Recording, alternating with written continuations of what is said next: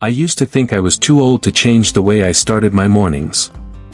For years, I'd wake up, pour myself a strong cup of coffee, sit quietly in the kitchen, and let the hours drift by without thinking too much about what I was doing, or how it was affecting my body. But then one morning, I visited Mrs. Margaret, a longtime friend of my mother's, now 82 years old, and I saw something that quietly changed everything. She opened the door with eyes full of light and walked with a slow but steady grace. The soft scent of herbs drifted from the kitchen. There was no blaring TV, no buzzing phone, no dark coffee steaming on the table. Instead, she stood by the window, gently arranging sprigs of lavender into a small glass jar, humming a tune I didn't recognize. "You know," she said as she handed me a warm cup of tea, "mornings are when the heart is most vulnerable, but also when the soul heals most deeply." I sat with her for a long time in that quiet little house. We didn't say much. But everything she did, from the way she placed the teacup to the way she opened the curtain to let the sunlight in, was like a gentle reminder that each morning is an opportunity. Not just to live longer, but to live lighter, deeper, and more meaningfully. Maybe you felt the same as I did, that mornings are a time to take it easy, to indulge a little. Maybe you hit the snooze button once or twice. Maybe the first thing you reach for is your phone. Or you drink coffee in silence, just to fill the space. These habits seem harmless. But after 65, our bodies change. And there's a quiet truth that often goes unspoken: the small things we do each morning can quietly shape how we age. They can either support our energy, clarity, and peace, or slowly chip away at them without us even realizing it. I'm not saying this to worry you. I'm saying it because I want to share what I've learned, through Margaret, through my mother, and through my own mornings, when I started paying attention to how my body responded. Today, I'd like to sit beside you, just like a son or daughter would, and gently walk you through 5 morning habits that many people over 65 still follow, not knowing that they could be silently shortening their lifespan, day by day. Now don't worry, I'm not here with rules or warnings. I'm here with stories. With quiet reflections. With options. Because even small changes, done with love and intention, can create a big difference. I still remember the way Margaret held my hand that morning as I got ready to leave. "Don't wait until you no longer have the strength to change," she said softly. "Just change one morning. The next one gets easier." That sentence stayed with me. And that's why in today's video, I'll be sharing simple stories, moments that help me see how even the smallest routines can either weigh us down, or lift us up. There's nothing complicated here. Nothing to fear. Just a few gentle reminders, like the way Margaret hums softly to herself in the morning sunlight. And who knows, maybe after this video, you'll begin tomorrow morning with something a little different. The first habit came to me unexpectedly, on a gray morning when my Uncle Daniel called me from the hospital. He's 74, lives alone, and he's always been the kind of man who does things the old-fashioned way. He wakes up at 5:30 sharp every morning, shuffles into the kitchen, and drinks a cup of coffee before doing anything else. No food. No water. Just black coffee, straight to the stomach. That day, he'd woken up dizzy. His hands trembled. He said it felt like his heart was fluttering in his chest. It passed after a while, he told me. Just one of those mornings, I guess. But it wasn't just one of those mornings. His doctor told him his blood pressure had dropped. His blood sugar was unstable. His body was running on empty, and then slammed with caffeine. You see, the habit of drinking coffee first thing on an empty stomach is something many of us grew up with. We did it when we were younger, when our bodies were more forgiving. But after 65, that morning ritual can quietly do more harm than good. Here's why. As we age, our cortisol, the hormone that naturally rises to wake us up, peaks early in the morning. Adding caffeine on top of that can overstimulate the heart, leading to jitteriness, anxiety, even heart palpitations. And when there's no food in your system to buffer it, that hit is stronger. Faster. harder on your organs. Especially the heart. Especially the stomach. Especially the brain. I still remember sitting with Uncle Daniel a few days later. He looked tired. Not just physically, but emotionally, too. "I just don't feel like myself in the mornings anymore," he said. "I used to be strong." And I told him gently, "Maybe your body is still strong. Maybe it just needs you to treat it like it matters." That landed softly. And from then on, he started making a small bowl of oatmeal before his coffee. Nothing fancy. Just something kind. Something steady. And after a few weeks, he said the dizziness stopped. His hands didn't shake. He didn't feel that heart-racing panic anymore. It wasn't a miracle. It was a small shift in morning rhythm. One tiny act of respect. And maybe that's what mornings are all about after 65, not rushing, not jolting your body into action, but waking up with grace. With care. With a kind of slowness that whispers, "You still matter." Let's begin gently. The second habit is quieter, but just as harmful. I saw it in my neighbor, Louise. She's 78, lives alone, and every time I passed her window, I'd see her sitting on the couch in her robe, staring at the television. It was always on. Always loud.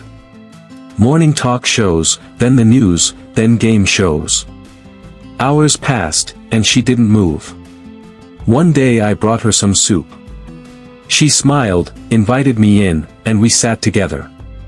The TV blared in the background, but her eyes didn't leave the screen. "How long have you been sitting here?" I asked gently. She blinked.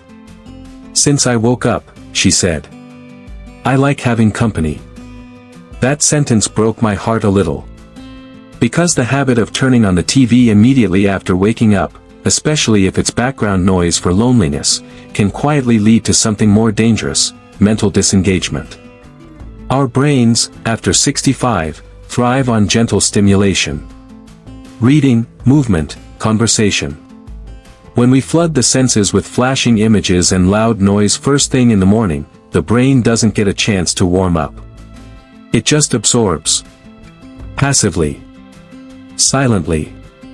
And over time, that passivity becomes habit. Then fog. Then fatigue. I asked Louise if she'd try something different. Maybe just 5 minutes in silence before turning it on. Maybe step outside for a moment and feel the air. She laughed. What good is that going to do? But she tried it. And now, every morning, she opens her window. Sometimes she writes a sentence or two in a little notebook. Sometimes she just breathes. And her eyes, I swear, look clearer. It's not about giving up the TV. It's about choosing your first sound carefully. Giving your mind space to enter the day, not just tumble into it.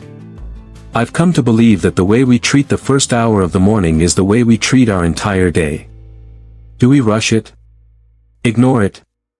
Fill it with noise and distractions? Or do we honor it? Do we rise slowly, stretch softly, feed our bodies with something more than caffeine and headlines? Because how you begin sets the tone for everything that follows. And the best part? It's never too late to begin again. Even if you're 67. Or 78. Or 92. It's never too late to start a new first hour. You don't need to change your whole life. Just the way you open your eyes. Just the first 5 minutes. Then the first 10. That's where the healing begins. That's where life opens back up. There's a woman I met 2 autumns ago. Her name is Helen. She's 76, a retired teacher, and one of the most thoughtful people I've ever known. Her words are slow and considered, her eyes always looking just a little deeper into things than most people ever bother to. I first noticed something during one of our morning walks around the neighborhood. She often walks slower than the rest of us, which we understood, no one's in a rush at that age. But there was something else. She seemed heavy. Not just in her steps, but in her breath, in her expression, in the way she held her body close like she was bracing for something that never came. One morning I asked her if everything was all right. She gave me a half smile and said, "I'm just tired. But I've been tired every morning for years." I thought that was just how it is after 70. That sentence stuck with me. Because here's the third habit we rarely talk about: skipping a proper morning stretch or movement routine. It sounds simple, maybe even trivial. But for seniors, not moving your body after waking up can lead to a slow, invisible decline. Muscles stiffen overnight. Blood flow slows. Joints become tight and cold. When we wake up and stay seated, on the bed, on the couch, at the breakfast table, our body doesn't get the signal that it's time to reawaken. And over time, that stillness builds into pain, poor circulation, and fatigue that doesn't go away. I gently suggested to Helen that we try something different the next morning. "Just 5 minutes," I said. "Before the tea, before the news. Just a few gentle stretches, maybe even in bed." She hesitated at first. "I'm not flexible," she said. "I haven't stretched since I was a teacher." But the next day, I saw her standing outside on her porch. Barefoot. Arms reaching up toward the soft morning sun. It wasn't a yoga pose. It wasn't fancy. But it was movement. It was a moment of claiming space, of telling her body, "I'm still here, I'm still with you, let's begin this day together." After a few weeks, something shifted. Her eyes looked less clouded. Her smile was fuller. One morning, she even joked, "I think I'm getting taller again." Of course she wasn't. But what she was getting, was lighter. The truth is, after 65, we don't need intense workouts. We need gentle awakening. A slow and loving way to invite oxygen back into the body. To tell the bones and joints, we're not done. You're still needed. Even something as simple as rotating your ankles, raising your arms, touching your toes if you can, or just breathing deeply with your eyes closed near a window, these little rituals signal life. They say, "I'm still part of this world." And that matters. More than we know. Now, the fourth habit is one I never expected to find in myself. It crept in quietly after I turned 60. It started with one thought: I'll check my phone real quick, just to see the time. But before I knew it, mornings began with scrolling. Emails. News alerts. Social media. Birthdays. Messages. More headlines. More chaos. And the worst part? I wasn't even aware how it made me feel until I stopped doing it. I call this habit, starting the day with information instead of intention. When we reach for our phones first thing in the morning, we invite the entire world into our mind before we've even spoken to ourselves. We read bad news before we breathe. We absorb other people's drama before we've even stood up. And we wonder why we feel anxious, foggy, disconnected. One morning, after waking up especially overwhelmed, I decided to leave the phone on the kitchen table and just sit quietly for 5 minutes. No TV. No news. Just me. Breathing. And in that stillness, I realized how noisy I had become. I was reacting before I even had the chance to feel myself. To notice the light coming in through the curtains. To hear the birds. To remember who I was before the outside world told me who I should be that day. So now, I keep a small notebook by the bed. I write just one sentence every morning before I touch anything digital. Sometimes it's simple. Today, I want to feel strong. Other times, I miss someone. I think I'll call them today. It sounds small. But it creates a pause. A breath between waking and reacting. And that breath can change everything. For those of us over 65, our nervous systems are more sensitive. The lines between rest and stress are thinner. We can't afford to begin the day by overwhelming our minds. Not anymore. So if you're someone who checks your phone the moment you open your eyes, I say this gently. Try waiting 5 minutes. Feel your own life before letting in the world's. Maybe write. Maybe stretch. Maybe pray. Maybe just breathe. Your phone will wait. But your morning, your peace, won't. And you deserve to start the day from the inside out, not the outside in. There's a kind of tiredness I've seen on the faces of people who've spent a lifetime caring for others. It's not the tiredness from missing a night's sleep. It's the kind that settles into your bones. That lives quietly in your shoulders, in your sighs. That shows up in the way you hold your coffee cup a little longer before putting it down. I saw that tiredness in my mother, especially in her early 70s. Every morning, before the sun was fully up, she'd already be thinking about who needed what.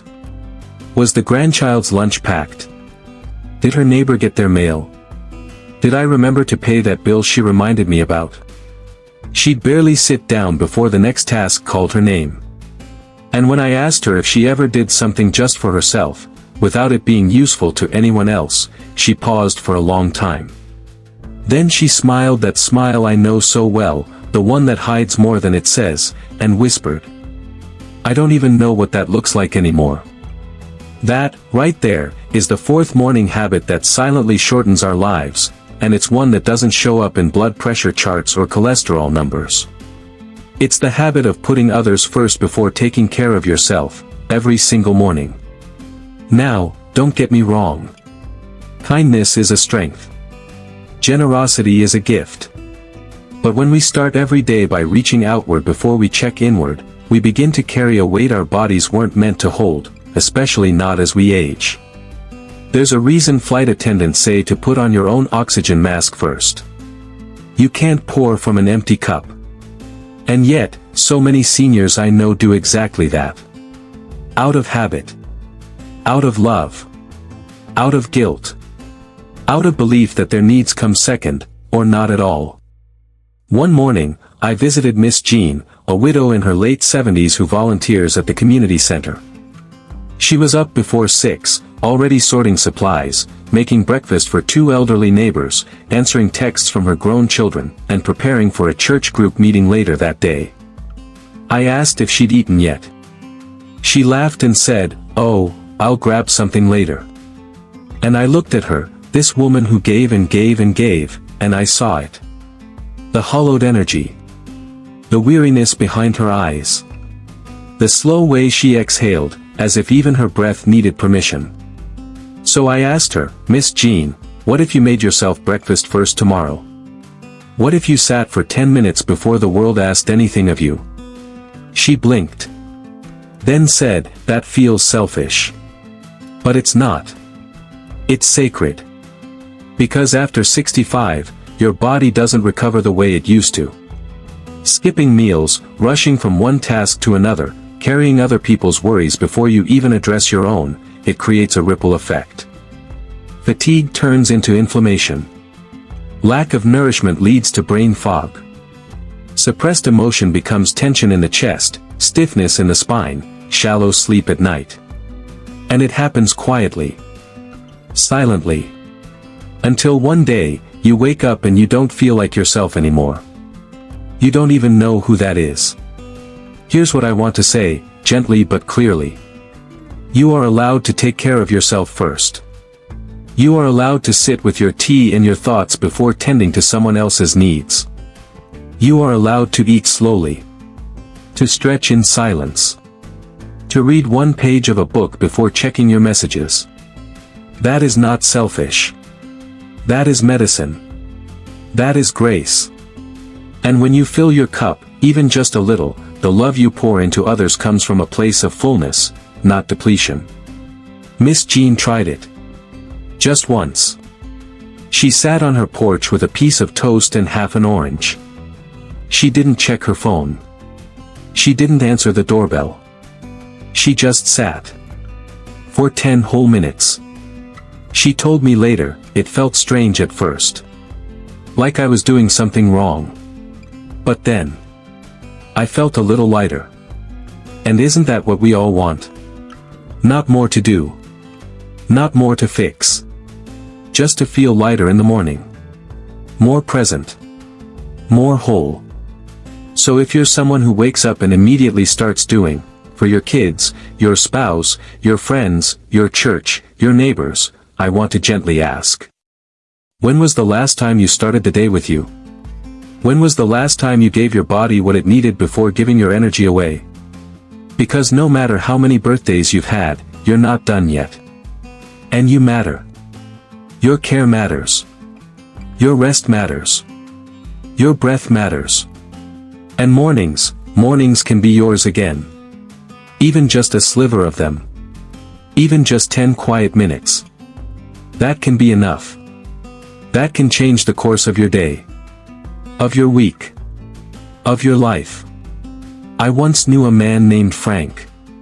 He was 81 years old, sharp as a tack, always dressed in crisp slacks and polished shoes, even if he was just stepping out to get the mail. His house was spotless, his bills were always paid early, and his calendar was filled with routines that hadn't changed in over a decade. But one morning, when I bumped into him outside the bakery, I noticed something strange. His eyes weren't quite there. He was going through the motions, smiling, nodding, holding a to-go cup of black coffee, but it was like his soul had taken a rain check. We talked for a bit, and I asked what his mornings usually looked like.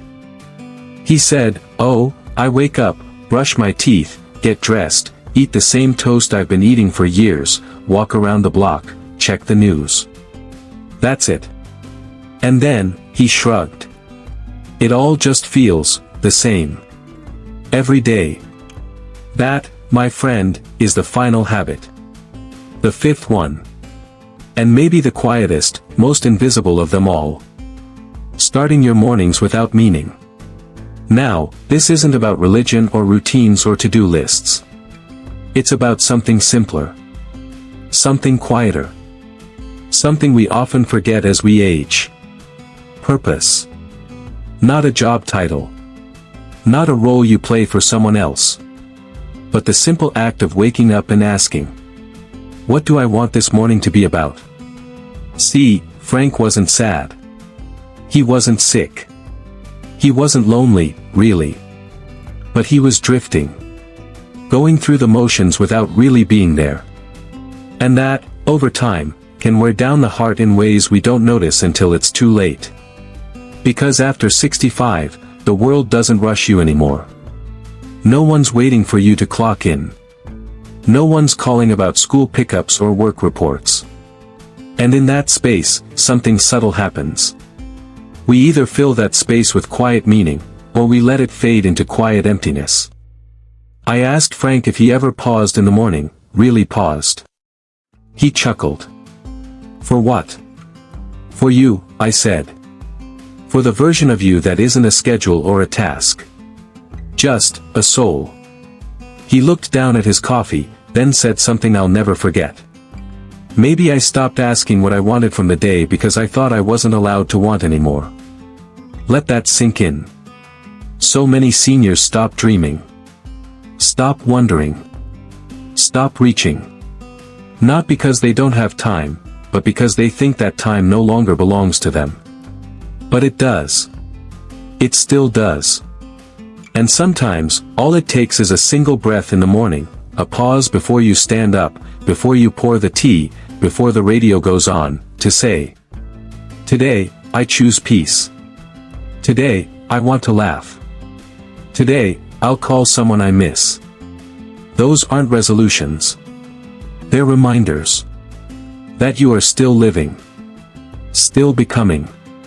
Still worthy of your own attention. When Frank began doing that, just pausing, setting a small intention each morning, something softened in him. His smile came back.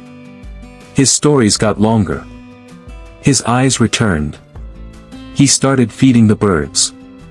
He started writing short letters to old friends. He even bought a paint set, something he hadn't touched since his wife passed. And one morning, he left a note on my doorstep that simply read, "Thank you. My mornings feel like mine again." So if your mornings have started to blur together, if you've forgotten the sound of your own breath before the world turns on. Let this be your invitation. Not to overhaul your life. Not to fix anything. But to return to yourself.